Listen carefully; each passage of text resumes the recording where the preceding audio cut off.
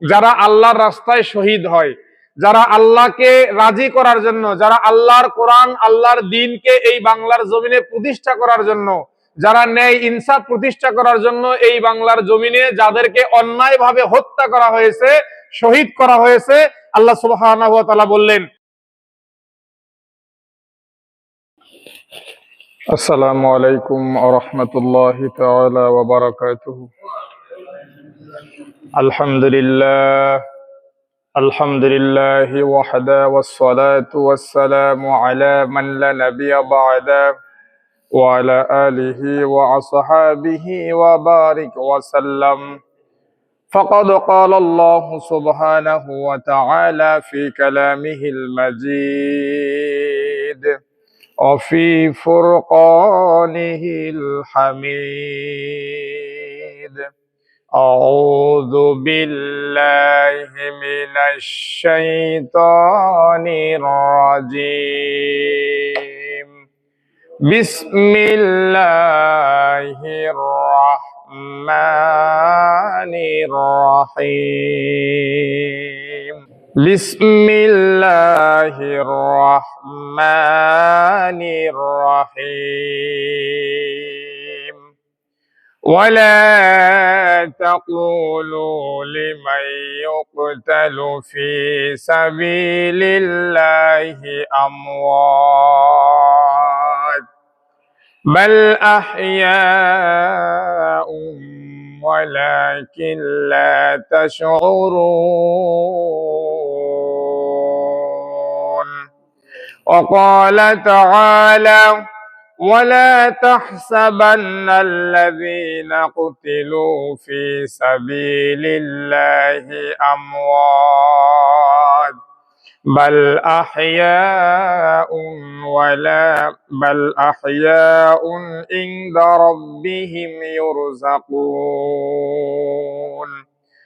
وقال رسول الله صلى الله عليه وسلم مثل المجاهد في سبيل الله الله أعلم بمن يجاهد في سبيله. وقال عليه الصلاة والسلام والذي نفسي بيده لا يكلم أحد في سبيل الله والله أعلم بمن يكلم في سبيله إلا جاء يوم القيامة واللون لون الدم والريح ريح المسك أو قال عليه الصلاة والسلام. আলহামদুলিল্লাহ, সমস্ত প্রশংসা সেই মহান রব্বুল আলামিনের জন্য, যিনি আমাদেরকে অনেক কর্মব্যস্তময় দিনের মধ্য হতে সালাতুল জুমা তথা জুমাবারের জুমার নামাজ আদায়ের লক্ষ্যে যথা নিয়মে যথা সময়ে মসজিদে আসার তৌফিক দান করেছেন। সেই রব্বুল আলামিনের দরবারে শুকরিয়া তান দিল খুলে বলি আলহামদুলিল্লাহ। সেই সাথে লক্ষ্য করি দরুদ ও সালাম বর্ষিত হোক কুল কায়নাতের নবী, সমস্ত জাহানের নবী, আল্লাহ সুবহানাহু ওয়া তাআলার ব্যতীত আল্লাহ যা সৃষ্টি করেছেন সমস্ত সৃষ্টি জগতের যে নবীর আনিত আদর্শের মধ্যে তার উম্মতের জন্য রয়েছে কল্যাণ, সেই নবীর উপরে দরুদ সবাই পড়ি সাল্লাল্লাহু আলাইহি ওয়াসাল্লাম। সম্মানিত হাজিরিন, আপনারা হয়তোবা অনেকে অবগত আছেন অথবা অনেকেই জানেন না, গতকাল বাংলাদেশের প্রধান উপদেষ্টা জাতির উদ্দেশ্যে খণ্ডকালীন ভাষণ দিয়েছেন। সেখানে তিনি একজন ব্যক্তিকে উল্লেখ করে আজকে জুমার নামাজে প্রত্যেকটি জুমায় তার জন্য দোয়া করতে বলা হয়েছে। আলহামদুলিল্লাহ, সেই ব্যক্তিকে আল্লাহ সুবহানাহু ওয়া তাআলা তার সান্নিধ্যে তুলে নিয়েছেন, অর্থাৎ তিনি মৃত্যুবরণ করেছেন। সবাই বলি ইন্না লিল্লাহি ওয়া ইন্না ইলাইহি রাজিউন। আমরা দোয়া করছি আজকের জুমা থেকে আল্লাহ সুবহানাহু ওয়া তাআলা তার জীবনের ছোটখাটো গুনাহগুলোকে ক্ষমা করে দিয়ে তার জীবনের কোনো একটি কাজ যদি তিনি তার রবকে সন্তুষ্টি করার উদ্দেশ্যে করে থাকেন, সেই কাজের বদৌলতে আল্লাহ যেন তার সমস্ত গুনাহগুলো মাফ করে দিয়ে তাকে জান্নাতুল ফেরদাউস নসিব করেন। সবাই বলি আমিন। সম্মানিত হাজিরিন, ঠিক ওই কেন্দ্রিক আজকের আলোচনা হবে। যে আজকের আলোচনার বিষয় নির্ধারণ করেছিলাম ইনশাআল্লাহ সামনের জুমায় আল্লাহ হায়াতে বেঁচে রাখলে করব। সেটা হচ্ছে আমরা যে পারস্পরিক গীবত করি, এই গীবত এবং আমাদের বর্তমান বাংলাদেশের প্রেক্ষাপট।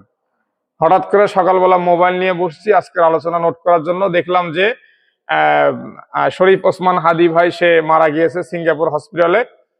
তো মারা যাওয়ার সাথে সাথে তখন আমার মনে হলো যে না, আজকে টপিকটা একটু চেঞ্জ করা দরকার। এই জন্য টপিকটা চেঞ্জ করে আজকে টপিকটা নিয়েছি, আল্লাহকে খুশি করার জন্য যারা শহীদ হয়, আল্লাহকে খুশি করার জন্য যারা আল্লাহর রাস্তায় জীবন দেয়, আল্লাহ সুবহানাহু ওয়া তাআলা তাদের জন্য কি পুরস্কার রেখেছেন এবং তার রাসূল তাদের জন্য কি পুরস্কার ঘোষণা করে দিয়েছেন।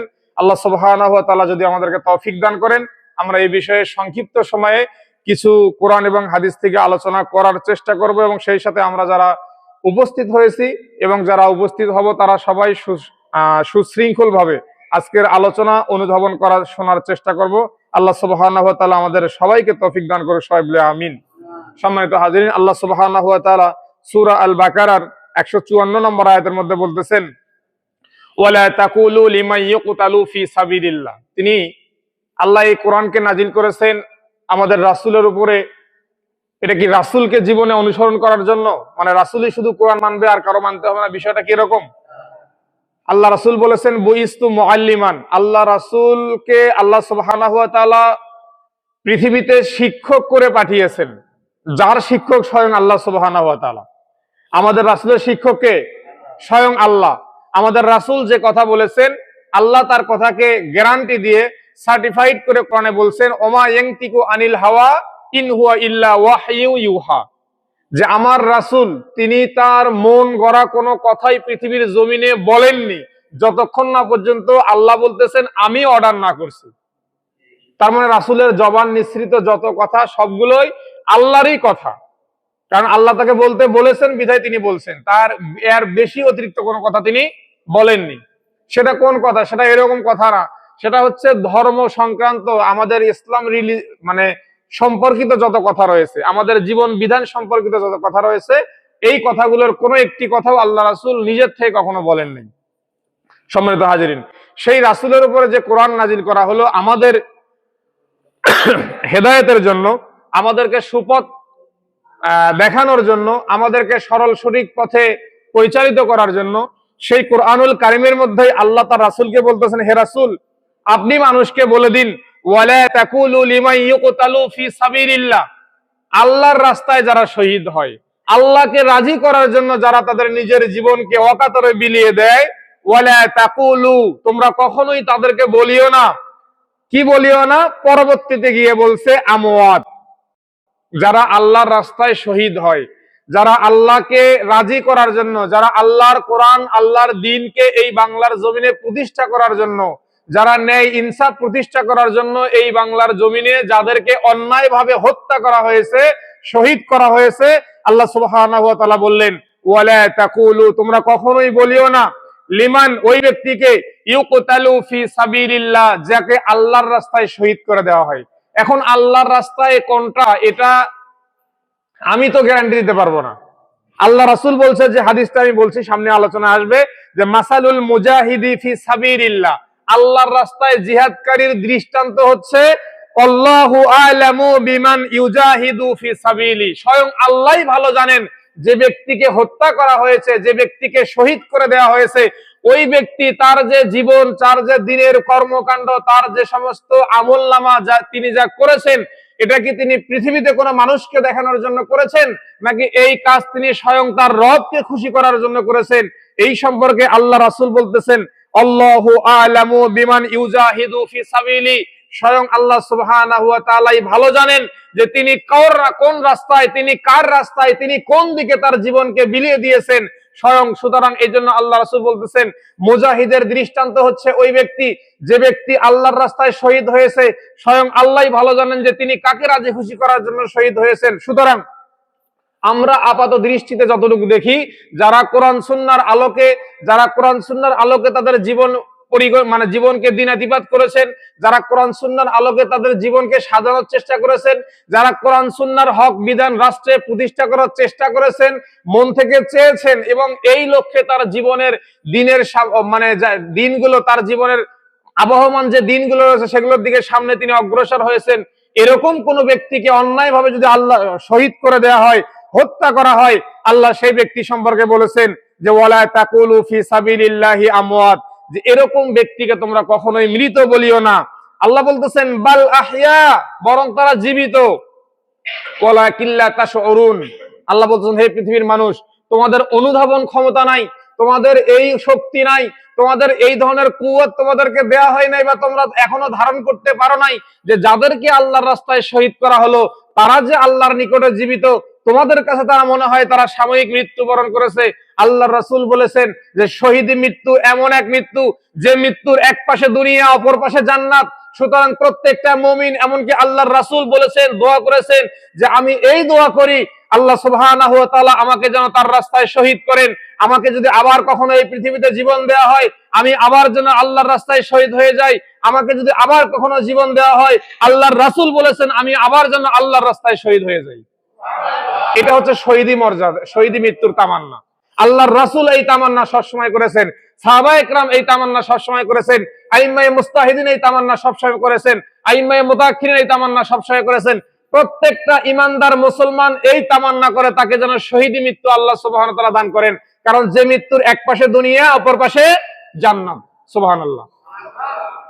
প্রত্যেকটা গত জুমায় আলোচনা করেছিলাম কদ আফলাহাল মুমিনুন, সফল কাম হবে যারা মুমিন তারা।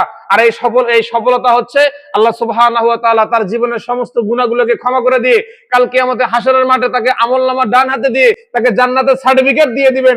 এটাই হচ্ছে একজন মুমিনের সবথেকে বড় সফলতা। সম্মানিত হাজিরিন, তাহলে আল্লাহ এখানে কি বললেন যে যাদেরকে অন্যায়ভাবে, যারা আল্লাহ আল্লাহ রাসূলের রাস্তায় চলে এবং তাদেরকে অন্যায়ভাবে এই হিংসা থেকে তাদেরকে হত্যা করা হয়, যে এই ব্যক্তিকে বেঁচে রাখলে সে আল্লাহর বিধান, আল্লাহর কোরআনের আইন এই বাংলার জমিনে কায়েম করবে।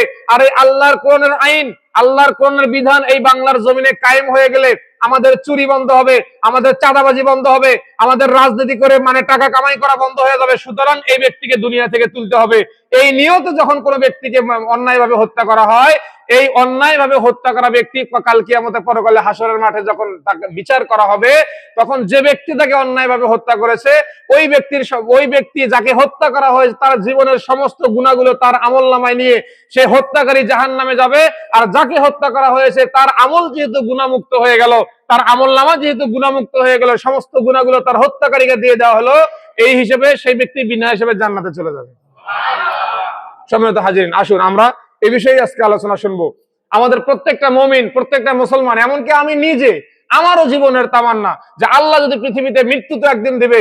যেদিন লেখা আছে, আল্লাহ বলেছেন ইজা জা আজালুহা লা ইস্তাখিরুনা সাআতান ওয়া লা ইস্তাকদিমুন, যখন কোন ব্যক্তির মৃত্যু লেখা হয়ে যাবে, যখন কোন ব্যক্তির মৃত্যু লেখা স্পষ্ট হয়ে যাবে, যখন আল্লাহ মৃত্যু লিখে দেবেন, লা ইস্তাখিরুনা সাআতান ওয়া লা ইস্তাকদিমুন, সেই মৃত্যুর সময় থেকে 1 সেকেন্ড আগে, এমনকি 1 সেকেন্ড পরেও তার মৃত্যু হবে না। সুতরাং মৃত্যু যেহেতু এই বাংলার জমিনে হবে, মৃত্যু যেহেতু এই পৃথিবীতে হবে, এই মৃত্যু তামান্না করি আল্লাহ যেন এই মৃত্যু আমাদেরকে শহীদ মৃত্যু দান করে। সবাই বলি আলহামদুলিল্লাহ।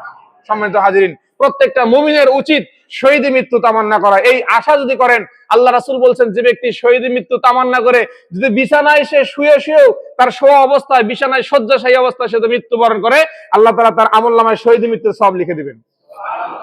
এই জন্য আমাদের প্রত্যেকটা মুমিনের দায়িত্ব, প্রত্যেকটা মুসলমানের দায়িত্ব, আমরা যেন শহীদ মৃত্যু তামান্না করি। সম্মানিত হাজিরিন, এরপরে আল্লাহ কি বললেন? এখানে তো আল্লাহ বললেন যে তাদেরকে মৃত বলা যাবে না। আর তাহলে আমরা আজকে যদি বলি, সেই ইসলামের প্রথম সূচনা লগ্ন থেকে শুরু করে এখন পর্যন্ত এই ইসলামকে কেন্দ্র করে, এই ইসলামকে প্রতিষ্ঠার কেন্দ্র করে এখন পর্যন্ত যারা মৃত্যুবরণ করেছে তাদেরকে আমরা কখনোই মৃত বলতে পারবো না। স্বয়ং কোরআনে আল্লাহ বলেছেন যে তাদেরকে মৃত বলা যাবে না। সুতরাং আল্লাহ যেটা নিষেধ করেছেন সেই কাজ যদি আমরা করি, গুনাহ হবে কিনা? কথা বলেন, গুনাহ হবে কিনা? আল্লাহর প্রতিটি আদেশ আমাদেরকে মানতে হবে, তার প্রতিটি নিষেধ আমাদেরকে মানতে হবে। নিষেধ হিসেবে আদেশকে আদেশ হিসেবে মানতে হবে। যেহেতু আল্লাহ বলেছেন, এরকম ব্যক্তিকে আমরা কখনোই মৃত বলবো না, এটা মৃত বলাও যাবে না, কারণ তারা আল্লাহর নিকটে জীবিত। পরবর্তী আয়াতে আমরা আসতেছি, সূরা ইমরানের 169 নম্বর আয়াতে বলতেছেন, আমরা তো এখানে শুনলাম বলা যাবে না, আল্লাহ বলতেছে না না, বলা যাবে না, শুধু না, অন্তরে ধারণাও পোষণ করা যাবে না তারা মৃত্যুবরণ করেছে। সূরা ইমরান আয়াত নম্বর 169 নম্বর, আল্লাহ বলতেছেন ওয়ালা তাহসাবান্নাল্লাযিনা কুতিলু ফি সাবিলিল্লাহি আমওয়াত। হে পৃথিবীর মানুষ, আগের আয়াতে আল্লাহ মোটামুটি সাধারণভাবেই বলছেন যে তোমরা বলিও না। এই আয়াতের মধ্যে আল্লাহ গ্রামেটিক্যাল কায়দায়, প্রত্যেকটা ভাষার সৌন্দর্য বর্ধন করে। গ্রামেটিক্যাল কায়দায় যারা আরবি বোঝেন, আরবিতে একটা শব্দকে গুরুত্ব দেওয়ার জন্য দুইটা গুরুত্বের মানে শব্দ ব্যবহার করা হয়, এটাকে তাকিদ বলা হয় আরবিতে। একটা হচ্ছে লাম তাকিদ আর একটা হচ্ছে নুন তাকিদ। এই একটা শব্দের ভিতরে যদি এই দুইটা তাকিদ ব্যবহার করা হয়, আরবিতে এর থেকে আর বড় কোনো তাকিদ নেই। মানে সর্বোচ্চ গুরুত্ব দেওয়ার জন্য এই দুইটাই হচ্ছে সব থেকে বড় তাকিদ। আল্লাহ এই আয়াতে এই দুইটা তাকিদই ব্যবহার করে বলেছেন, ওয়ালা তাহসাবান্নাল্লাযিনা কুতিলু ফি সাবিলিল্লাহ আমওয়াত। হে পৃথিবীর মানুষ, আমার রাস্তায় যারা জীবন দেয়, যারা আমি রবকে, আল্লাহ বলতেছেন আমি রবকে সন্তুষ্ট করার জন্য যারা জীবন দেয়, যাদেরকে আমার রাস্তায় আমার দ্বীনকে প্রতিষ্ঠা করার জন্য, ইন্নাদ-দীনা ইনদাল্লাহিল ইসলাম, এই ইসলাম ধর্মকে পৃথিবীর জমিনে প্রতিষ্ঠা করার জন্য যারা জীবন দিয়ে, যারা প্রাণপণ লড়াই করে, যারা মুখে কথা বলে, তাদের কর্মে কাণ্ডে যারা বুঝাতে চায়, যারা পৃথিবীর জমিনে আল্লাহর দ্বীনের শাসন চায়, আল্লাহর দ্বীন কায়েম চায়, ন্যায় ইনসাফের শাসন চায়, এই সমস্ত ব্যক্তিকে যদি অন্যায়ভাবে হত্যা করা হয়, তোমরা কখনোই তাদেরকে মৃত বলিও না, তো দূরের কথা তোমরা অন্তর দিয়ে ধারণাও করো না। এরপরে কি বলছেন, বাল আহিয়াউন ইনদা রাব্বিহিম ইউযাকুন, বরং সে জীবিত তাদের প্রতিপালকের নিকটে, ইউরযাকুন তাদেরকে তাদের কবরে প্রতিনিয়ত রিজিক পাঠানো হয়। রিজিক বোঝেন তো, খাবার। খাবার আল্লাহ সুবহানাহু ওয়া তাআলা আমাদেরকে কোরআনের মধ্যে আরেকটা আয়াতে আল্লাহ বলছেন, ওমা মিন দাব্বাতিন ইল্লা, কি হাফেজ সাহেব আছে ভুলে গেছে আয়াতটা, ওমা মিন দাব্বাতিন, আচ্ছা ওমা মিন দাব্বাতিন ফিল আরদি ইল্লা আলাল্লাহি রিজকুহা। আল্লাহ বলছেন যে এই পৃথিবীতে এমন কোন প্রাণী জীব নাই, এমন কোন প্রাণী নাই যার প্রাণ আছে, তার রিজিকের দায়িত্ব স্বয়ং আমি আল্লাহ নেই। আল্লাহ বলছেন আমি, এরকম কোন প্রাণী পৃথিবীতে নাই, আপনি নিজেও খুঁজে পাবেন না, কারণ রিজিক দাতা তো একজনই, রিজিক তো তিনিই দেন। আল্লাহ বলছেন পৃথিবীতে এরকম কোন প্রাণী নাই যার রিজিকের দায়িত্ব আমি নেই। দেখেন আল্লাহ এখানে ওই একই শব্দ ব্যবহার করে বলতেছেন যে তোমরা কখনো ধারণাও করিও না যাদেরকে আল্লাহর রাস্তায় শহীদ করে দেওয়া হয় এরা মৃত, এই ধারণা কখনো পোষণ করিও না, বরঞ্চ বাল আহইয়াউন তারা জীবিত, ইনদা রাব্বিহিম তোমাদের প্রতিপালকের নিকটে, ইউরযাকুন তাদেরকে রিজিক সরবরাহ করা হয়, কবরের মধ্যে রিজিক সরবরাহ করা হয়। সম্মানিত হাজির, বুঝতে পারছেন বিষয়টা, কোন ধরনের মৃত্যু এটা? আমরা মারা গেলে কি হবে, 3 দিন পরে আমাদের লোকগুলো খসে যাবে। এইভাবে কোরবান নয় 3 মাস পরে আমাদের শরীর থেকে হাড়গুলো, আপনার মাংসগুলো আলাদা হয়ে যাবে, এরপরে আমাদের হাড়ের জয়েন্ট গুলো খুলে যাবে, এরপরে মাটি সব শেষ করে দিবে। এটা হচ্ছে আমাদের মৃত্যু, আমাদের অবস্থা হচ্ছে এরকম। কিন্তু আল্লাহ বলছেন যারা শহীদ হয় তাদের হাড় মাংস তো আলাদা হওয়া দূরের কথা, একটা পশম ছেঁড়া তো দূরের কথা, একটা চুল ছিঁড়ে কবরে পড়ে যাওয়া তো দূরের কথা, আল্লাহ বলতেছেন তারা কবরে জীবিত এবং তাদেরকে 3 বেলা রিজিক, 3 বেলা না, আল্লাহ বলছেন বেগয়রি হিসাব, বে হিসাবে তাদেরকে কবরে রিজিক দেওয়া হয়। তাদের কবরে আল্লাহ রিজিক পাঠান, যে বিষয়টা বুঝতে পারছেন? স্বয়ং আল্লাহ। দুনিয়াতে তো আপনি 1 বেলা কাজ না করলে আপনার পরের বেলায় ভাত হবে না, আপনি 1 মাস কাজ না করলে পরের মাসে কি খাবেন এই চিন্তায় আপনাকে বয়ে থাকতে হবে। এই চিন্তাতেই তো আমরা এত কর্ম করি, আমাদের জীবনের যত কর্মগুলো করি আমরা এই চিন্তাতে করি, যত কাজ করতেছি, চাকরি বাকরি করতেছি, ব্যবসা করতেছি, পাশে এটা করতেছি, সেটা যত কাজ করতেছি, তার মানে কি আমাদের ভবিষ্যৎ জীবনটা আরেকটু জোরে সুন্দর হয়, এই জন্যই তো আমরা এই কাজগুলো করি। অথচ আল্লাহ সুবহানাহু ওয়া তাআলা বিনা কর্মে, কোনো কাজ কামের দরকার নাই, কবরে শুয়ে থাকবে, আল্লাহ তাদেরকে রিজিক দেবে।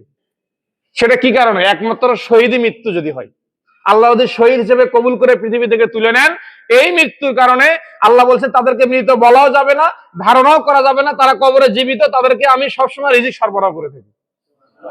সম্মানিত হাজির, আসুন আমরা শহীদী মৃত্যুর বিষয়গুলোকে আরো একটু গভীরভাবে জানার চেষ্টা করি। এরপরে আল্লাহ কি বলছেন দেখেন, আল্লাহ আবার আরো একটা বিষয়ে জোর দিয়ে বলছেন, সূরা ইব্রাহিম আয়াত নাম্বার 42, আল্লাহ বলতেছেন ওয়ালা তাহসাবান্নাল্লাহা গাফিলান। এখন দেখেন এই যে এত কিছু হচ্ছে, আমরা অনেক সময় মনে করি যে আল্লাহর রাস্তায় যারা জীবন দিচ্ছে এত কিছু হচ্ছে, কই আল্লাহ তো কোনো কিছু করে না, তাদের পক্ষে আল্লাহ তো কোনো সাহায্য আসতেছে না, বা আল্লাহ তো তাদের জন্য স্পেশাল কোনো কিছু করে দিচ্ছে না।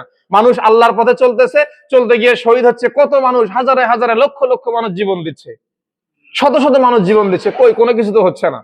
তাদেরকে সাবধান করে দিয়ে আল্লাহ বলতেছেন ওয়ালা তাহসাবান্নাল্লাহা গাফিলান আম্মা ইয়ামালু যালিমুন। আল্লাহ বলতেছেন হে পৃথিবীর মানুষ, তোমরা এই ধারণা কখনো পোষণ করিও না যে তোমাদের সৃষ্টিকর্তা অমনোযোগী হয়ে আছেন ওই সমস্ত ব্যক্তি সম্পর্কে যারা অন্যায়ভাবে মানুষের উপরে জুলুম করতেছে, যারা অন্যায়ভাবে মানুষকে হত্যা করতেছে, এই হত্যাকারী সম্পর্কে তোমাদের প্রভু মনে হয় অমনোযোগী, তোমরা এটা মনে করতেছো, এটা মনে করিও না। আল্লাহ বলতেছেন আজকের আলোচনা একটু গরম ভাই, শক্ত, আপনাকে বুঝতে হবে। আজকের আলোচনা ঠান্ডা মাথায় করার মতো আলোচনা নয়, অত্যন্ত ভরাক্রান্ত মন। একজন মানুষ কোরআনের কথা বললে তাকে টার্গেট করা হচ্ছে, আর একজন মানুষ ইসলামী বিশ্ববিদ্যালয়ের মতো বিশ্ববিদ্যালয় যেখানে আমি পড়াশোনা করেছি, দীর্ঘ 7 বছর আমরা পড়াশোনা করেছি, গান বাজনা নর্তকী দিয়ে সেখানে ভরাই ফেলছে 3 দিন আগে। যারা মোবাইল চালান তারা দেখছেন।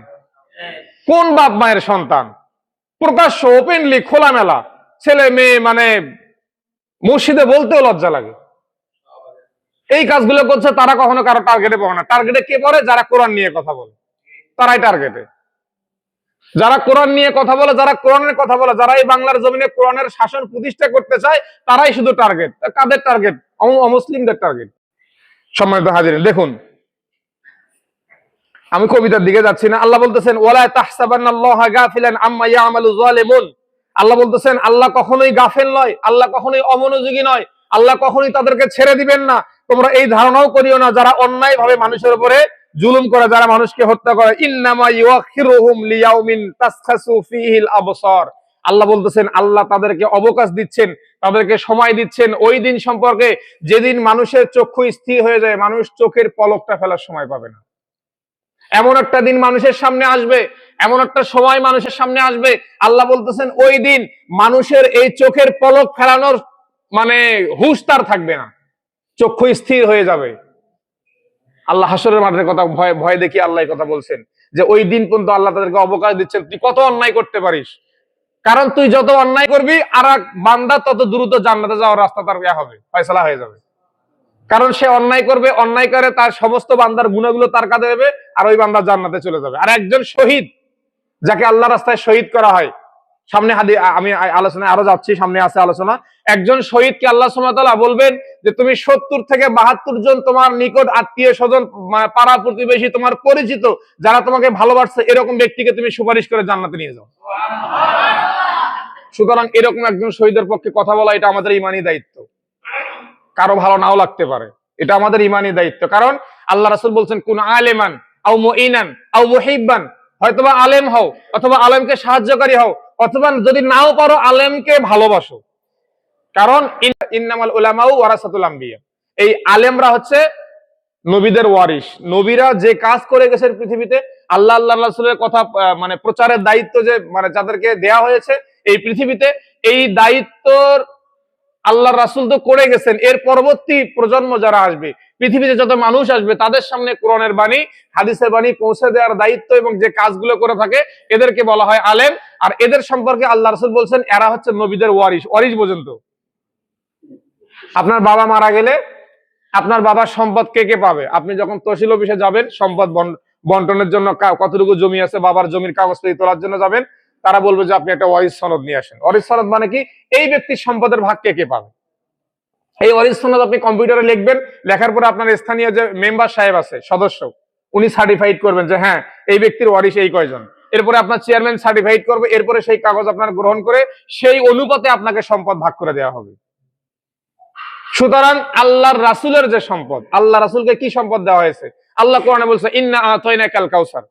এই কাউসার শব্দের অর্থ অনেক কিছু, অনেক, এটা মানে সীমাহীন। এটার ব্যাখ্যা এখন পর্যন্ত শেষ হয় নাই যে আল্লাহ তার রাসূলকে যে কাউসার বলে কত সম্পদকে উদ্দেশ্য করেছেন। এর মধ্যে একটা সম্পদ হচ্ছে জান্নাত। আল্লাহ রাসূলকে জান্নাতের চাবিকাঠি দিয়ে দিয়েছেন। সুতরাং এই যে রাসূলের যে সম্পদ জান্নাত, এই সম্পদের অংশীদার তো আমরা তার উম্মত হিসেবে আমরাও, তাই না? তাহলে এই যে আমরা সবাই যে তার রাসূলের উম্মত হিসেবে আমরাও এই সম্পদের অংশীদার, এই হিসেবে আমাদেরকে বলা হচ্ছে ওয়ারিস। আবার মনে করেন না হুজুর খালি আলেমরা ওয়ারিস, তাহলে আমরা কোথায় গেলাম? আপনাদের সম্পর্কে কোরআনে বলা হয়েছে কুনতুম খায়রা উম্মাতিন উখরিজাত লিন-নাস তা'মুরুনা বিল মা'রুফ ওয়া তানহাউনা আনিল মুনকার ওয়া তু'মিনুনা বিল্লাহ। হে পৃথিবীর মানুষ, তোমাদেরকে উত্তম জাতি হিসেবে আল্লাহ নির্বাচিত করেছেন যদি তোমরা কি কাজ করো? সৎ কাজে আদেশ দাও, অসৎ কাজ থেকে মানুষকে নিষেধ করো এবং আল্লাহর উপরে ঈমান রাখো। যদি সৎ কাজে আদেশ দাও, অসৎ কাজ থেকে মানুষকে নিষেধ করো, অন্যায় কাজ থেকে মানুষকে নিষেধ করো এবং আল্লাহর উপরে ঈমান রাখো এবং রাসূলের উপরে ঈমান রাখো, এই কাজগুলো যদি তোমরা করো তাহলে তোমরা ওই কাতারের অন্তর্ভুক্ত। সম্মানিত হাজিরিন, আসুন এরপরে তাহলে এখানে আল্লাহ কি বললেন যে এই সমস্ত অন্যায়কারী যারা আছে তাদেরকে আল্লাহ কি করছেন? একটা সুযোগ দিচ্ছেন। কারণ এদের অন্যায়ের মাত্রা যত বেড়ে যাবে, আল্লাহর কিছু মাহবুব বান্দার জান্নাতের রাস্তা তত বেশি সহজ হয়ে যাবে।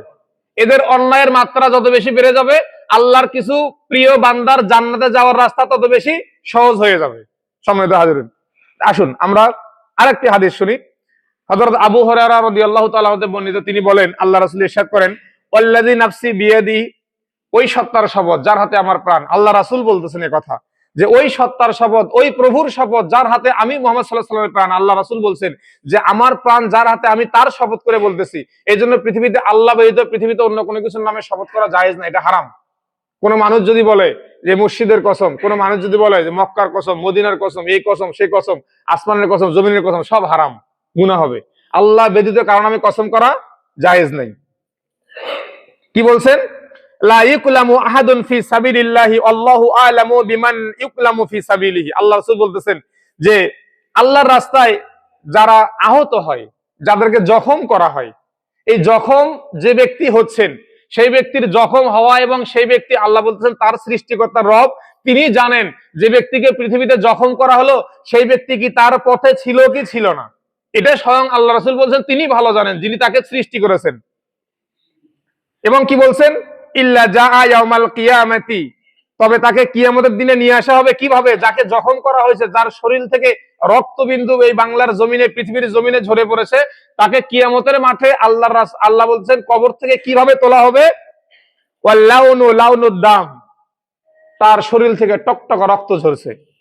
এরপরে কি বলছে? ওয়ার রিহু রিহুল মিস, কিন্তু তার শরীরে কোনো দুর্গন্ধ নাই, মিশকে আম্বরের গন্ধ। পৃথিবীর শ্রেষ্ঠ ঘ্রাণ মিশকে আম্বর বলা হয়। এই মিশকে আম্বরের থেকেও উত্তম গন্ধ তার শরীর থেকে ছড়াবে এবং তার শরীরের জখম হওয়া জায়গাগুলো থেকে তখনও রক্ত ঝরবে। এই জন্য শহীদকে গোসল দেওয়া হয় না। যারা আল্লাহ রাস্তায় শহীদ হয় তাদেরকে গোসল দেওয়া হয় না। আর এই সাহাবী কাল কিয়ামতে হাসরের মাঠে এই রক্ত মাখা জামা নিয়ে সে আল্লাহর দরবার, আল্লাহর সামনে গিয়ে যখন দাঁড়াবে, আল্লাহ যখন তাকে প্রশ্ন করবে যে হে হে ব্যক্তি, তোমার গায়ে এত রক্ত কিসের? আল্লাহ তো সবই জানেন, তারপরেও প্রশ্ন করবে হাসরের মাঠে মানুষগুলোকে শোনানোর জন্য। তখন সে বলল, হে আল্লাহ, হে আমার রব, আপনার দিন প্রতিষ্ঠার জন্য পৃথিবীতে আমি আমার রক্তকে বিলিয়ে দিয়েছি, আজকে সেই রক্ত এখনো আমার শরীরে, আমার জামা কাপড়ে লেগে আছে। আল্লাহ সুবহানাহু ওয়া তাআলা তো ওই ব্যক্তিকে মৃত্যুর সাথে সাথে জান্নাত দিয়ে দিয়েছেন, তার মানে জান্নাতি নাজ নিয়ামত তার কবরে দিয়ে দিয়েছেন। তখন তাকে স্পেশালি ভাবে মানে চিরস্থায়ী জান্নাতের সার্টিফিকেট তাকে দিয়ে দেওয়া হবে। আর সেই ব্যক্তিকে বলা হবে যে তুমি তোমার নিজের ইচ্ছা মতো কমপক্ষে 70 থেকে 72 জন ব্যক্তিকে সুপারিশ করে করে কোথায় নিয়ে যাও? জান্নাতে নিয়ে যাও। দেখুন আল্লাহ সুবহানাহু ওয়া তাআলা আমাদেরকে জান্নাতে নেওয়ার কত সহজ রাস্তা বের করছেন। আপনার পরিবারে যদি একজন কোরআনের হাফেজ থাকে, সেই কোরআনের হাফেজ যদি পৃথিবীতে কোরআন সুন্নাহর আলোকে জীবন যাপন করে এবং এই অবস্থায় সে যদি মৃত্যুবরণ করে, আল্লাহ রাসূল বলছেন ওই হাফেজে কোরআনকে কাল কিয়ামতে হাশরের মাঠে একটা নূরের তাজ মাথায় পরিয়ে দেওয়া হবে এবং ওই হাফেজকে বলা হবে যে তুমি তোমার পরিবারের 10 জন ব্যক্তিকে শাফাআত করে জান্নাতে নিয়ে যাও, সুপারিশ করে জান্নাতে নিয়ে যাও। সম্মানিত হাজিরিন, আল্লাহ আমাদের জান্নাতের রাস্তা অনেক সুগম করে দিয়েছেন। এরপরে শহীদদের 6টা পুরস্কারের কথা বলে আজকে শেষ করব। শহীদদের জন্য আল্লাহ রাসূল 6টি পুরস্কারের কথা ঘোষণা দিয়েছেন। অনেকগুলো হাদিস আছে, এত হাদিস তো আলোচনা সম্ভব না, এখানে একটা হাদিস শুধু নিয়ে আসছি। তার মধ্যে একটা হচ্ছে শহীদ যে ব্যক্তি হয়, যে ব্যক্তি আল্লাহ রাসূলের পথে তার জীবনকে অকাতরে বিলিয়ে দিয়েছেন, আল্লাহই ভালো জানেন সেই ব্যক্তি কি আসলে আল্লাহর পথে ছিল কিনা। তবে আমাদের যতটুকু চোখে দেখার দায়িত্ব, চোখে যতটুকু দেখেছি এর উপরে বিশেষ করে আমরা বলি, বাকিটা আল্লাহ কবুল করে নেওয়ার মালিক, আল্লাহ কবুল করুন। সেই ব্যক্তিকে তাৎক্ষণিক ক্ষমা করে দেওয়া হয় এবং তার জন্য জান্নাত ওয়াজিব করে দেওয়া হয়, যে ব্যক্তি আল্লাহ রাস্তায় শহীদ হয়। এরপরে কি করা হচ্ছে?